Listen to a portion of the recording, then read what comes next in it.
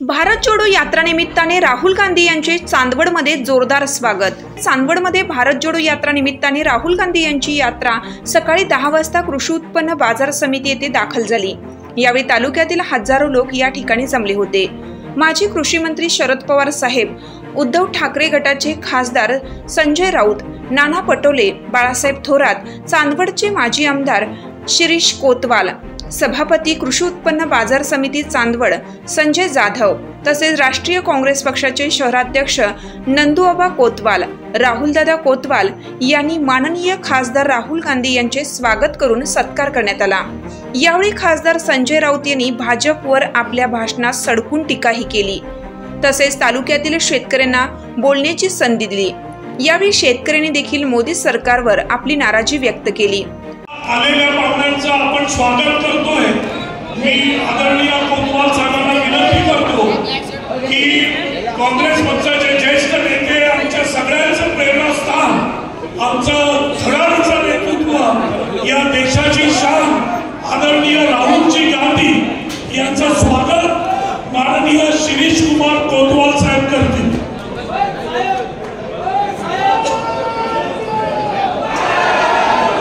राहुलजी गांधी यांचं स्वागत कोतवाल साहेबांनंतर बाजार समितीतर्फे संजय दगडूजी जाधव हेही करतील।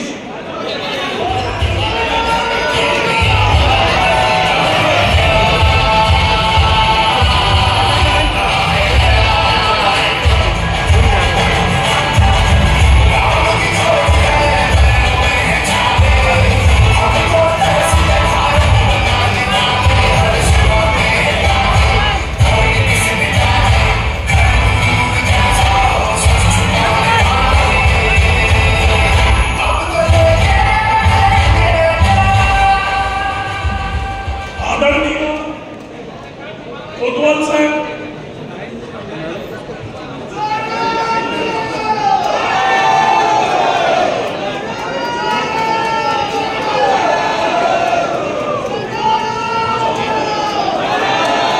यानंतर बाजार समितीतर्फे सभापती संजय दगडू जाधव हे राहुल गांधीजींचं स्वागत करतील। या फेट्याचा कार्यक्रम झाल्यानंतर संजय दगडू जाधव हे बाजार समितीतर्फे सभापती जे आहेत ते राहुलजी गांधी यांचं स्वागत करतील।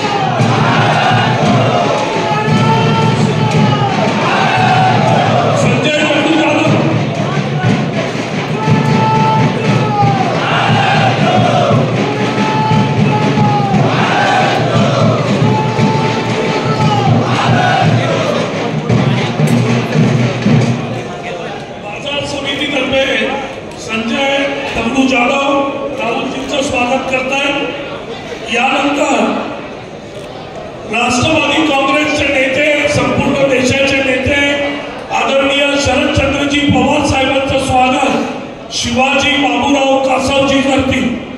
आदरणीय शरद पवार साहेबांचं स्वागत आदरणीय शिवाजी बाबूराव कासव करतील।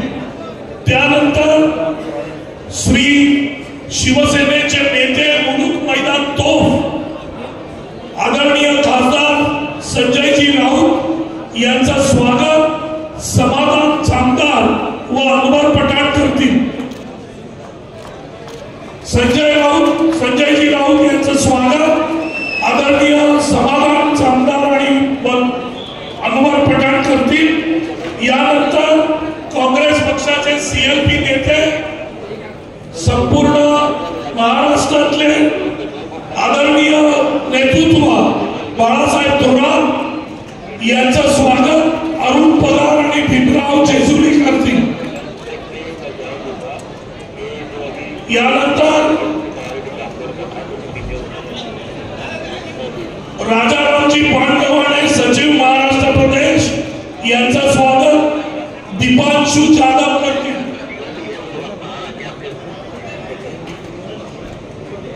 आपल्या सगळ्यांचे नेते आणि महाराष्ट्राचे बुलंद नेतृत्व आदरणीय महाराष्ट्राच्या काँग्रेस पक्षाचे अध्यक्ष आमच्या सगळ्यांचे प्रेरणास्थान आदरणीय नानाभाऊ पटोले यांचं स्वागत संपतराव वागते आणि विलास निकम करतील.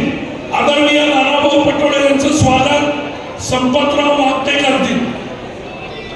थोरात साहेब आदरणीय बाळासाहेब थोरात साहेबांचं स्वागत अरुण पवार आणि भीमराव जेजुरे करतील.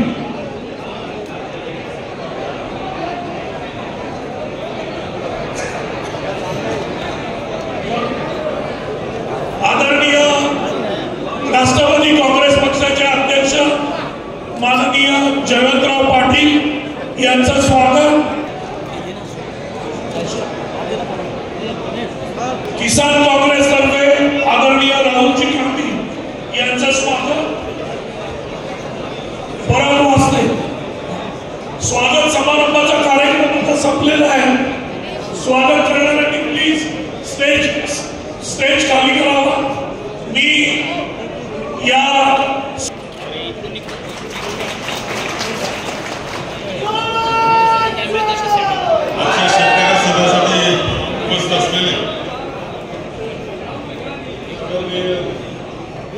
राहुलजी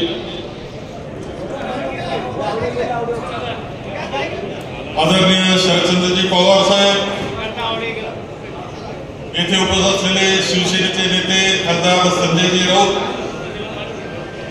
माननीय जयंतरावजी पाटील, काँग्रेसचे अध्यक्ष नानाभाऊ पटोलेजी, आदरणीय जयराम रमेशजी, उपस्थित असलेले सर्व मान्यवर आणि सर्व शेतकरी बंधू आणि भगिनी, आज आपल्याकडे शेतकरी मेळावा येथे होतो आहे आणि आपण सर्वजण आदरणीय राहुलजी गांधी यांच्या शेतकरी मेळाव्यासाठी येथे उपस्थित आहोत. आदरणीय पवार साहेब सुद्धा आपल्याला संबोधित करण्याकरता उपस्थित राहिलेले. मी श्रीजी कोतवाल आणि त्यांच्या सर्व सहकाऱ्यांचे आभार मानतो की त्यांनी इतक्या लवकर शेतकरी सगळे कामात असतात सकाळच्या वेळ त्यावेळेसच आपल्या सगळ्यांना इथे बोलवलेलं आहे आणि आपण सर्वजण इथे उपस्थित राहिलेले आहात. महाराष्ट्रातला शेतकरी असेल, देशातला शेतकरी असेल, प्रचंड अडचणीमधून आपली सगळी वाटचाल सुरू आहे आणि याला कोण जबाबदार असेल तर भारतीय जनता पक्ष आणि त्यांची राज्य करण्याची पद्धती, त्यांची विचार प्रणाली जी आहे ती जबाबदार आहे. आदरणीय राहुलजी यांनी पहिली पदयात्रा केली होती कन्याकुमारीपासून तर काश्मीरपर्यंत 4750 किलोमीटरची. आता पुन्हा ही रॅली त्यांची सुरू आहे. ती मणिपूर पासून त्यांनी सुरुवात केलेली आहे आणि मुंबईकडे ते जात आहेत. त्यांचं स्वागत आपण करतो आहोत. आदरणीय राहुलजींनी या यात्रेमध्ये काही भूमिका घेतलेल्या आहेत. त्या भूमिका युवकांसाठी आहे. तर पुढच्या कालखंडातला युवक कसा असावा आश्वासित ते करतायत, गॅरंटी ते देत आहेत युवकांना. त्या युवकाला कोणती मदत ते करणार. महिलांना गॅरंटी करतात की महिलांकरता आम्ही आमचं सरकार आल्यानंतर काय करणार. त्या पद्धतीनं शेतकऱ्यांना सुद्धा ते आज सांगतायत की आमचं सरकार येऊ द्या, आम्ही तुमच्याकरता काय करणार हे सांगणारं, गॅरंटी देणारं अशा प्रकारची सभा आजची आहे. आपण पाहिलं असेल 2004 पासून तर 2014 पर्यंत आदित्य सुरेनच्या नेतृत्वाखाली युपीए सरकार होतं. मनमोहन सिंगजी पंतप्रधान होते, पवार साहेब त्यावेळेस कृषी मंत्री होते. त्या कालखंडामध्ये घेतलेले निर्णय आपण सगळ्यांनी मुद्दाम आठवावे. सगळ्या प्रकारचे निर्णय त्यांनी जे घेतले ते सर्वसामान्य जनतेच्या हिताचे घेतले, शेतकऱ्याच्या हिताचे घेतले, कामगारांच्या हिताचे घेतले. 2014 नंतरची जी परिस्थिती निर्माण झालेली आहे ती अत्यंत कठीण परिस्थितीतून आपण सर्वजण जातो आहोत, शेतकरी जातो आहोत. प्रचंड अनास्था, भारतीय जनता पक्षाची शेतकऱ्याच्या बाबतीत आणि सर्वसामान्य जनतेच्या बाबतीत आहे. मुठभर धनदांडग्यां करता काम करणारं सरकार म्हणजे भारतीय जनता पक्षाचं सरकार, ते केंद्राचं असेल तर राज्याचं असेल. अशा परिस्थितीत जात असताना आपल्याला माहिती आहे की हा भाग आपला दुष्काळी भाग है. इस साल अकाल की स्थिति है, बारिश बहुत कम हो गई है, यहाँ बहुत बारिश कम हो गई है. और ये बारिश कम होते हुए भी प्याज जो यहाँ का उत्पादन है, प्याज का उत्पादन, उसको थोड़े से दाम बढ़ गए तो निर्यात बंदी की गई. झूठे आश्वासन होता है, लेकिन किसानों के लिए कोई निर्णय हे राज्य सरकार नाही करता और केंद्र सरकार भी नाही करता. आणि म्हणून आपल्या सगळ्यांना अनेक प्रश्न आहेत. द्राक्षाचे प्रश्न आहेत, ऊसाचे साखरेचे निर्यातीचे प्रश्न आहेत, प्रश्न आपल्या उभे आहेत, ते सुटले पाहिजे. आणि म्हणून या आश्वासित विनंती करतायत की आपण कृपया सर्वांनी आतमध्ये यावं, मंडपामध्ये यावं. राहुल गांधी थोड्याच वेळामध्ये इथे येत आहेत आणि मोठे नेते, देशातले सर्व मोठे नेते, आदरणीय शरद पवार साहेब या ठिकाणी येणार आहेत, आदरणीय संजयजी राऊत या ठिकाणी येणार आहेत, सर्वच मोठे नेते या ठिकाणी येत आहेत. त्यावेळेला आपण चांदवडकरांनी एक शिस्तीचं दर्शन घडवणं गरजेचं आहे. आपण आणि मंचावरील शिवसेनेचे महाविकास आघाडीचे सर्व प्रमुख नेते, उपस्थित शेतकरी बंधू, आपण राहुल गांधी यांच्या स्वागतासाठी राहुल गांधी हे आपल्या सगळ्यांचे नेते आहेत. संपूर्ण देशामध्ये भारत जोडो न्याय यात्रा घेऊन ते महाराष्ट्रामध्ये पोहोचलेले आहेत. मी स्वतः त्यांच्याबरोबर काश्मीरमध्ये चाललो भारत जोडो यात्रा, आणि खरंच मला असं वाटतं की हा नेता देश जोडण्यासाठी, माणसाची मनं जोडण्यासाठी या देशामध्ये चालतो. मला आठवत आहे इंदिरा गांधी होत्या आपल्या, आणि इंदिरा गांधी जेव्हा देशामध्ये राजकारण करत होत्या तेव्हा एक घोषणा आम्ही सगळे देत होतो, इंदिरा गांधी आई है, नई रोशनी लाई है. आज तीच नवी रोशनी घेऊन, नवा प्रकाश घेऊन या देशात आणि महाराष्ट्रामध्ये राहुल गांधी आलेले आहेत. आपण त्यांचं स्वागत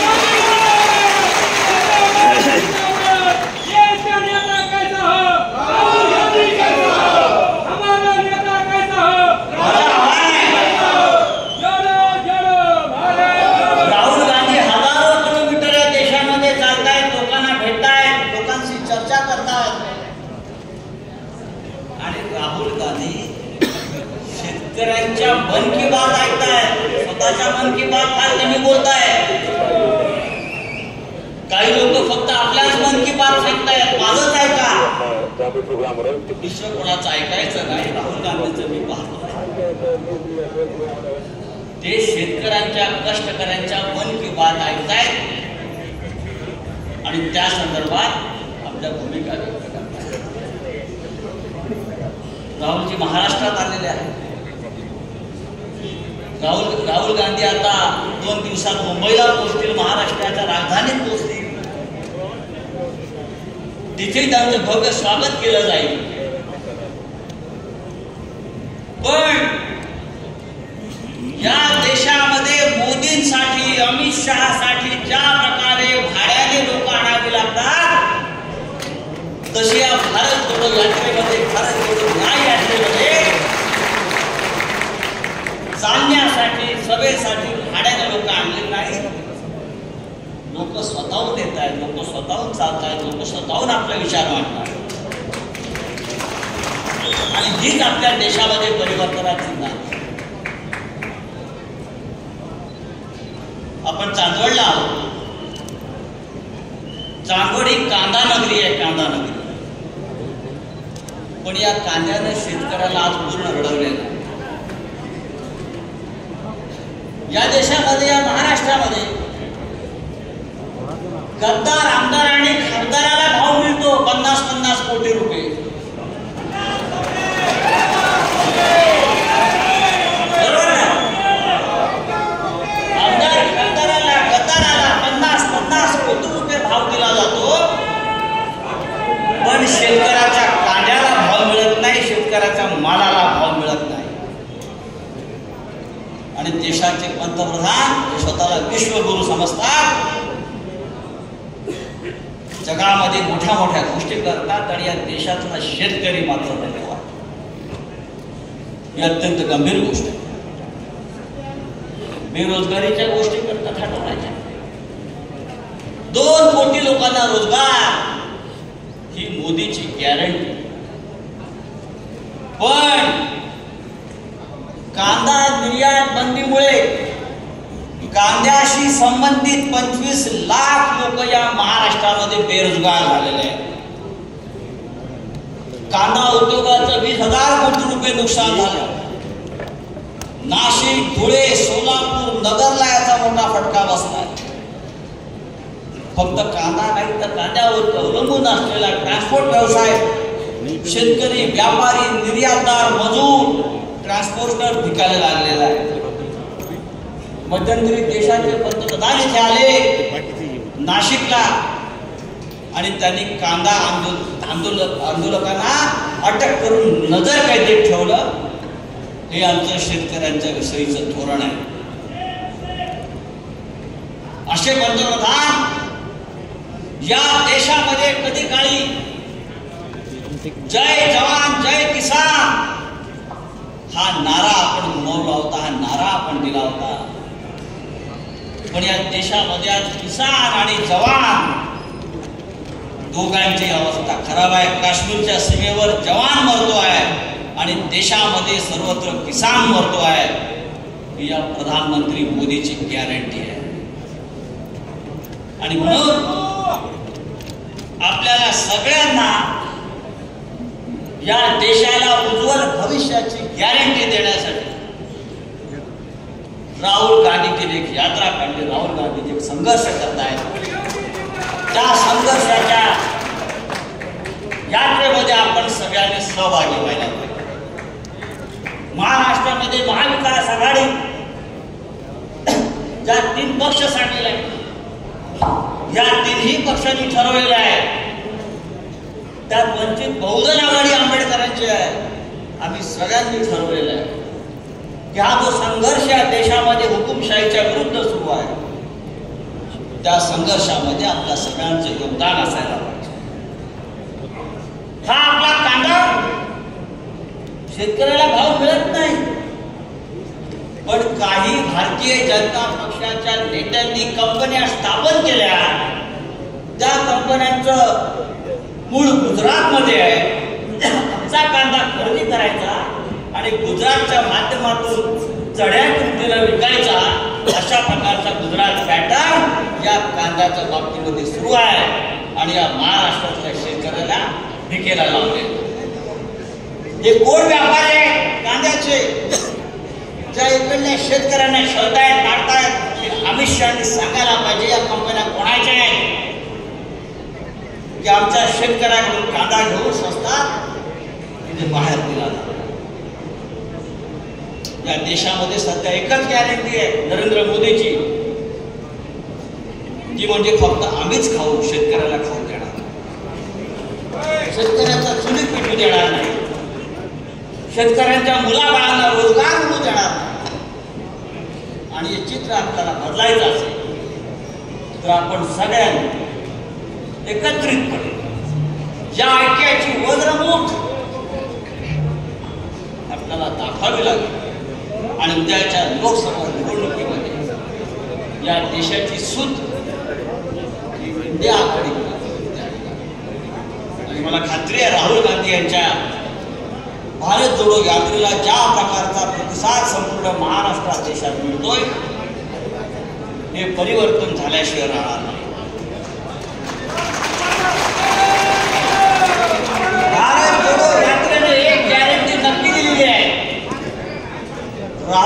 आमच्या भारत जोडो यात्रेनं एक गॅरंटी नक्की दिलेली आहे, ती म्हणजे नरेंद्र मोदी वापस प्रधानमंत्री बनने नहीं जा रहे। मोदी तो गयो,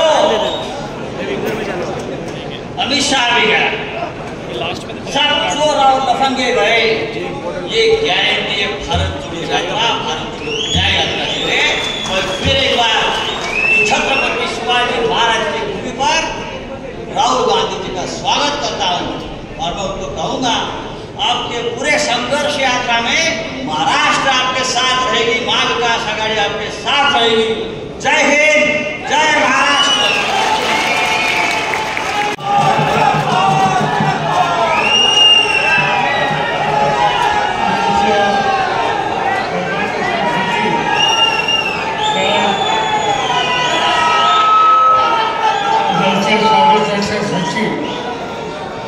आपण या ठिकाणी आनंदाने उपस्थित आहात की काँग्रेस पक्षाचे नेते राहुल गांधी, व्यासपीठावर असलेले काँग्रेस पक्ष, राष्ट्रवादी काँग्रेस पक्ष, उद्धव ठाकरे यांच्या नेतृत्वाखाली शिवसेना, राष्ट्रवादी कम्युनिस्ट पार्टी आणि अन्य सगळ्या पक्षांचे नेते आणि भारतीय जनता पार्टी। मैं राहुल जी को कहना चाहता हूँ कि इस डिस्ट्रिक्ट में 1950 के बाद ऑल इंडिया कांग्रेस का सेशन हुआ था, जहाँ पंडित जवाहरलाल नेहरू थे, महात्मा गांधी थे, देश के कांग्रेस नेता, इन्होंने इस सेशन के लिए 2 या 3 दिन नासिक में शुरू होता है। नासिक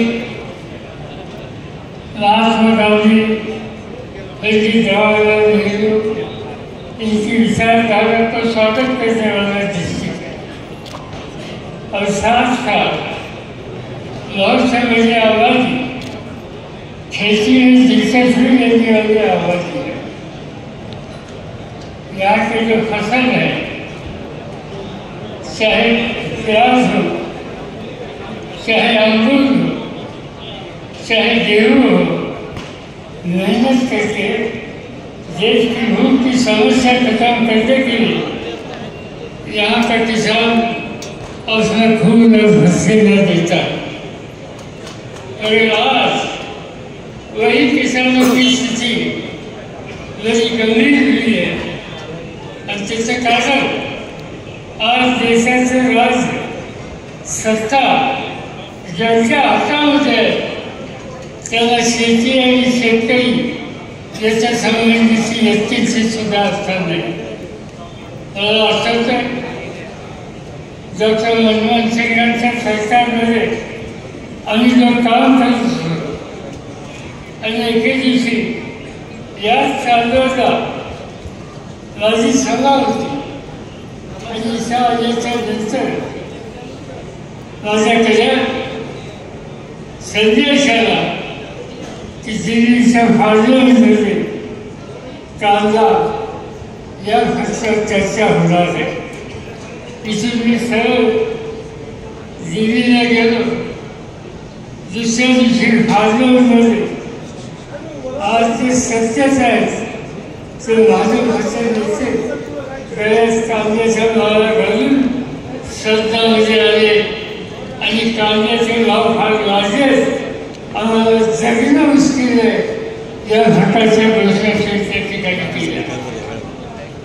मला त्याचं उत्तर द्यायचं आणि मी उत्तर सांगितलं की कांदा हा जिल्हा शेतकऱ्याचं पीक आहे, कांदा हे एकच पीक वर्षाला देणारं पीक आहे आणि कांद्याचं उत्पन्न त्याच्यावरचा खर्च हा बघितल्याच्या नंतर त्याला रास्त किंमत द्यायला ठरली आणि ती देऊ नये भाजपने पार्लमेंटमध्ये संघर्ष केला कांद्याच्या माला गळ्यात घातल्या, निष्कांत सांगून टाकलं की तुम्ही कांद्याच्या माला घाला नाही तर कवड्याच्या माला घाला, कधी नाही ते शेतकऱ्याला कांदा उठवा नकाला जाऊन पैसे मिळतात त्याच्या भावात मी अजिबात कमाल करणार नाही त्याच्या खर्चावर. आज याच्या उलटी स्थिती आहे. आजच्या सरकारला याच्या कोणत्याही गोष्टीच्या संबंधीचा आस्था नाही आणि या सगळ्या गोष्टीचा फायदा आज हिंदुस्थानामध्ये शेतकरी संकटात गेला, कर्जबाजारीला आज खर्च करतो. जिल्ह्यामध्ये शेतकऱ्यांनी आत्महत्या केली त्याची माहिती घ्यायला आम्ही गेलो. त्या ठिकाणी त्या कुटुंबाला भेटतो. कष्टा माणसाने आत्महत्या केली. त्या कष्टा माणसाच्या बाबूजीला भेटल्यानंतर मी त्याला विचारलं की तुझ्या मालकाने आत्महत्या का केली. शेतकऱ्याच्या डोक्यावर तो ओझं लाभ करून टाकायचं. ओझ्यावरच्या कारखान्याला उद्योगपतीला लाडका कोट्यावधी व्हायची सवलत देते आणि शेतकऱ्याला सवलत देत नाही. मंत्रिमंडळामध्ये निकाल घेतला 70,000 कोटीचं कर्ज एका हुकमाने शेतकरी माफ केलं आणि शेतकऱ्याच्या डोक्यावर तो ओझं कमी केलं. आज काय स्थिती आहे? आज ही स्थिती फरक आहे. आज प्रत्येक शेतकरी संकटात असेल आणि त्याला संकटातून बाहेर काढण्यासाठी आजच्या राज्यकर्त्यांना असं नाही. आणि म्हणून कष्ट करायच्या विरुद्धचं सरकार, शेतकऱ्याच्या विरुद्धचे सरकार, बेरोजगार तरुणांच्या विरुद्ध जे सरकार, महागाईला निमंत्रण देणार जे सरकार, ते मोदी सरकार हटवलं हे तुमचं काम आहे. आणि त्या कामाच्यासाठी आपण सामुदायिक शक्ती देऊन सर्व देशामध्ये जे काही करता येईल ते करूया. मला आनंद आहे की या देशाच्या जनतेला, देशाच्या तरुण पिढीला एकच भेटून याबद्दलचं एक जन्म सर्व देशामध्ये तयार करण्याची अत्यंत महत्त्वाची कामगिरी आज राहुल गांधी करतात. त्यांच्या विचारातून त्याला शक्ती देऊन या देशामध्ये परिवर्तन करण्याच्या कामाला लागण्याची आज आपण या चालवेला समाज घेऊ. एवढंच त्या ठिकाणी सांगतो. माझे 2 शब्द संपवतो. टाळ्यांच्या कडकडाटात आदरणीय राहुलजी गांधी यांचं स्वागत करायचं आहे. ज्यांचे विचार ऐकायला आपण इथे भाग घेऊया. आदरणीय राहुलजी गांधी.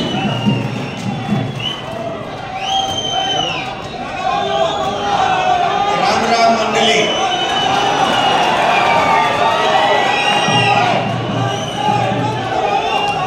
शरद पवार जी, नाना पटोले जी, बालासाहब थोराट जी, जयराम रमेश जी, संजय राउत जी, जयंत पाटिल जी, यशोमती ठाकुर जी, अजय यादव जी, शिरीष कोटवाल जी, तुषार शिवाले जी, संजय जाधव जी, जीवा काबिद जी, स्टेज पे सारे सीनियर नेता, गठबंधन के वरिष्ठ नेता, प्यारे किसानों,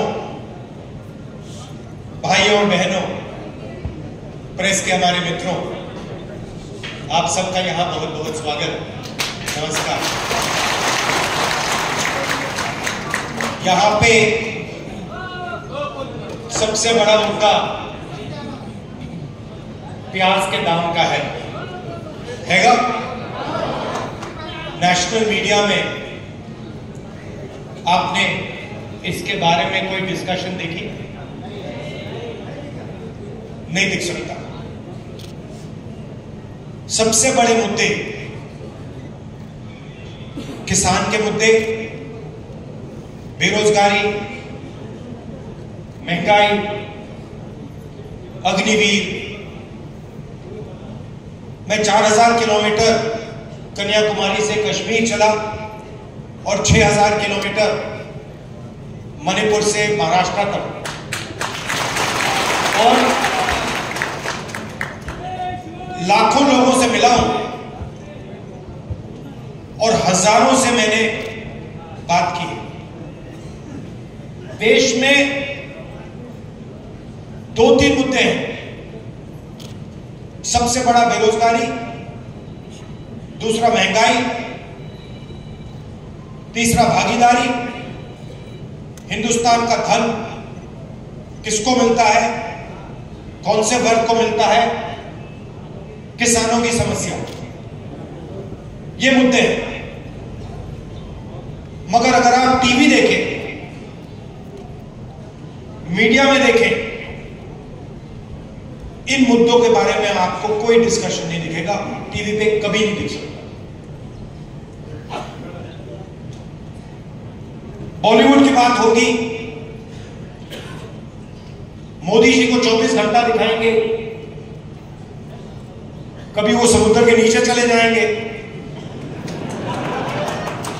टीवी कैमरा उनके साथ नीचे समुद्र के नीचे जाएगा, उनको दिखाएगा समुद्र के नीचे पूजा हो रही है। फिर उसके बाद झट से वो सी प्लेन में उड़ेंगे, हवाई जहाज में जाएंगे, वहां भी मीडिया उनके पीछे जाएगा। फिर चाइना के बॉर्डर पे चले जाएंगे, वहां मीडिया जाएगा। फिर पाकिस्तान की बात होगी,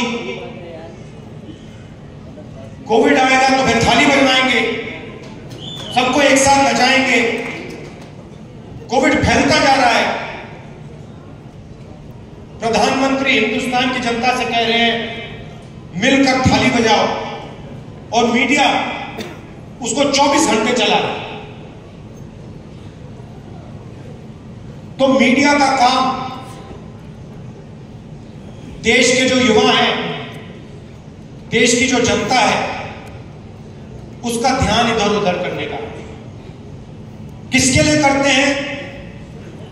हिंदुस्तान के 20-25 सबसे बड़े अरबपतियों के लिए। 10 साल में नरेंद्र मोदी जी की सरकार ने आपका कितना कर्जा माफ किया? 1 रुपया माफ किया आपका? 3 कानून लाए। आज किसान दिल्ली में रामलीला मैदान में खड़े, महीने दिल्ली के बॉर्डर पे खड़े। आपका 1 रुपया कर्जा माफ नहीं किया, और हिंदुस्तान के सबसे बड़े अरबपतियों का 16 लाख करोड़ रुपया माफ किया है। नहीं, मगर आप जानते हो 16 लाख करोड़ रुपए कितना होता है? ऐसा बड़ा नंबर है, आम आदमी को, किसान को, मजदूर को, हमें यह नंबर समझ ही नहीं आता। अरबपति को आपने बताया कि देखिए 16 लाख करोड़ रुपए है, उनको एकदम समझ आ जाती है बात। मनरेगा में 65,000 करोड़ रुपए लगता है साल का, उससे करोड़ों लोगों को रोजगार मिलता है। आपका हमने तकरीबन 70,000 करोड़ रुपया जब यूपीए की सरकार थी कर्जा माफ किया था, आपको याद होगा।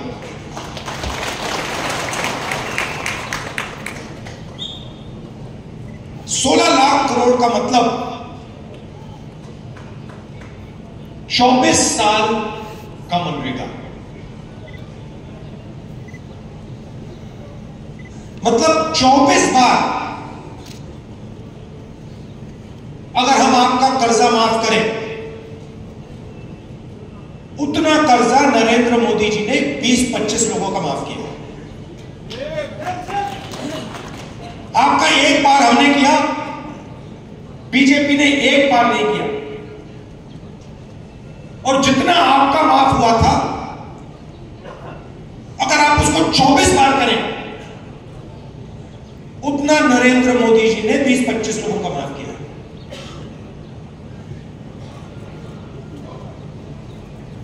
वो जो 20-25 लोग हैं, आज उनके पास उतना ही धन है जितना हिंदुस्तान के 70 करोड़ लोगों के हाथ में। एक तरफ 22 लोग, एक तरफ 70 करोड़ लोग। 70 करोड़ लोग कौन है? किसान हैं, मजदूर हैं, बेरोजगार युवा हैं। जितना पैसा आपको दिया जाता है, जितना पैसा आपके हाथ में है, उतना ही पैसा 22 लोगों के हाथ में है। और पिछले 10 साल में नरेंद्र मोदी जी ने 16 लाख करोड़ रुपया, मतलब 24 बार जो हमने आपके लिए किया था, 24 बार उन्होंने 20-25 लोगों के लिए किया। अब आपको एक तरफ से नहीं घेरा जाता है, तो अगर मैं ये कहूं कि एक दवाई से आपका काम बन जाए, वो गलत है। आपको चारों ओरों से घेरा जाता है, आपको सही दाम नहीं दिया जाता, नुकसान होता है तो बीमा का पैसा नहीं दिया जाता, जीएसटी लगा दी, कर्जा माफ नहीं होता।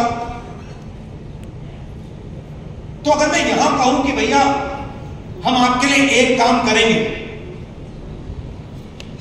और आपकी समस्या हल हो जाएगी, वो गलत होगा। अगर आपको चारों ओर से घेरा जा रहा है तो दवाई भी चारों ओर से लगानी पड़ेगी। तो दवाई क्या है? और यह भी शुरुआत है। सबसे पहले अगर हिंदुस्तान के सबसे अमीर लोगों का कर्जा माफ हो सकता है, पैसा आपका है, जितनी जीएसटी आप देते हो उतनी जीएसटी अदानी देते हैं। आपने ये शर्ट खरीदी, 1000 रुपए के लिए आपने खरीदी, 18% आप दोगे, वही अदानी देगा। उसने 1000 रुपए की शर्ट खरीदी, उतनी ही जीएसटी देगा। हिंदुस्तान की सरकार का पैसा कहां से आता है? जीएसटी से आता है। सबसे ज्यादा कौन देता है? किसान।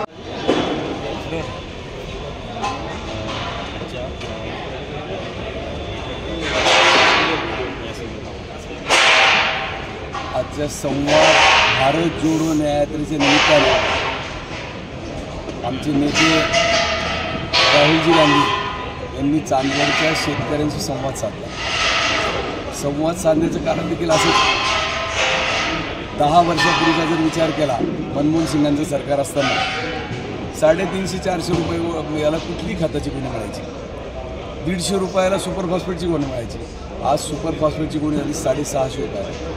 आणि कुठलंही खत घ्यायचं, ते 20-20-0 असू द्या, 15-15-15 असू द्या, 20-20-20 असू द्या, 10-26-26 असू द्या, 12-32-16 असू द्या, या सगळ्या खतांच्या गोण्या 350-400 रुपयावरून 1400-1500 रुपये। 2014 मध्ये कांदे 2,500-3 हजार रुपये विकत होते आणि आज एवढा खर्च वाढून देखील कांद्याचे बाजार हे 1400-1500 रुपयावर, मध्ये मध्ये तर फार 800 रुपयावर आले होते। आणि अशा परिस्थितीमध्ये शेतकऱ्यांनी जगायचं कसं, ही सगळ्यात महत्त्वाची परिस्थिती। म्हणून मी माझ्या भाषणामध्ये मला बोललो की आम्हाला कांदा पिकवायला 1 क्विंटल 2,000 रुपये खर्च होतो, आणि जो आम्ही कांदा विकतो तो 1400-1500 विकलं तर आम्हाला 500 रुपये घरातनं टाकावं लागतात। याचा अर्थ असा होतो की आम्ही केंद्र सरकारला शेतकरी रिव्हर्स सबसिडी देतो। मग आम्ही रिव्हर्स सबसिडी देतोय, आम्ही जीएसटी भरतोय, आमचा पैसा आहे। आजच मागा राहुल गांधींनी सांगितलं 25 परिवाराचे तुम्ही 16 लाख कोटी रुपये म्हणजे माफ करतात। आणि त्यांनी सांगितलं की 2008 मध्ये मनमोहन सिंगांचं सरकार असताना, शरद पवार कृषी मंत्री असताना 70,000 कोटीचं कर्ज माफ केलं. सगळ्या बहुतांशी जे थकबाकीदार सभासद होते त्यांचे कर्ज माफ झाले होते. मग हे 16 लाख कोटी जर खर्च केले असते तर दरवर्षी 70,000 जर म्हटले तर कमीत कमी या शेतकऱ्यांचं 20 वेळा कर्ज माफ झालं असतं, 20 वेळा. परंतु त्यांचे नेते आणि देशाचा गृहमंत्री म्हणतो मोदीने तो इलेक्शन का जुमला किया था, म्हणजे शेतकऱ्यांना फसवलं होतं. मग यांची ही गॅरंटी का?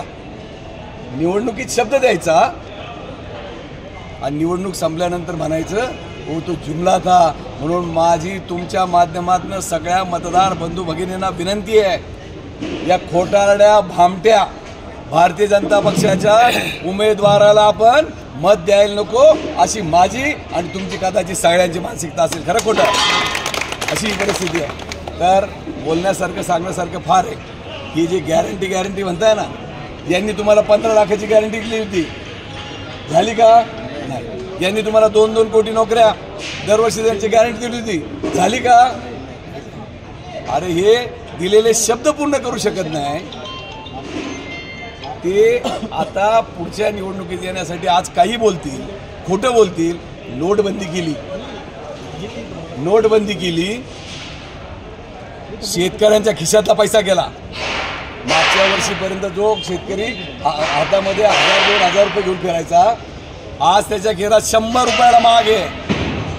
100 रुपये त्याच्या खिशात नाही आहे. जर कुठे लग्नाला जायचं तर कसं जायचं? दुसरं मोटरसायकल जातात, त्याच्या मोटरसायकल बसून जातो शेतकरी. आज एवढी भयावह परिस्थिती शेतकऱ्याची, तरुणांची.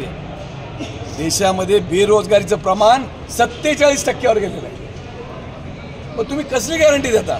फसवी गॅरंटीला फसू नका हीच विनंती करतो. आणि शेतकऱ्याला सांगतो, यांनी आपल्याला कांद्यात रडवलं, यांनी आपल्याला द्राक्षात रडवलं, यांनी आपल्याला सोयाबीनमध्ये रडवलं, यांनी आपल्याला ऊसामध्ये रडवलं. एक काही पीक असं नाही की ज्या पिकाला 10 वर्षामध्ये शेतकऱ्यांनी समाधान तेव्हा मला 2 पैसे झाले याच्यात असं म्हटला. एक 15 दिवस जर भाव वाढले ना, 15 दिवस भाव वाढले ना, दुसऱ्या देशातून आयात, सोयाबीन आयात, टोमॅटो आयात, कांदा आयात. अरे चालवलं काय तुम्ही? मग या भारतामध्ये जगणाऱ्या शेतकऱ्यांनी जगायचं कसं, हा सगळ्यात महत्त्वाचा प्रश्न आहे. आम्हाला जगायची गॅरंटी द्या, आम्हाला तुमचं फुकट जाणं नको आहे. आमच्या मालाला दाम दिला ना तर आम्हाला तुमची कर्जमाफी केली नको आहे. म्हणून मग राहुल गांधींनी सांगितलं आम्ही MSP लागू करू, स्वामीनाथन आयोग लागू करू, हा शब्द देऊन या ठिकाणी गेले. यापेक्षा शेतकऱ्याला काय आवाज? एवढंच मी नमूद करतो आणि थांबतो. लोकमान्य 24 न्यूजसाठी सोमनाथ जाधव, चांदवड.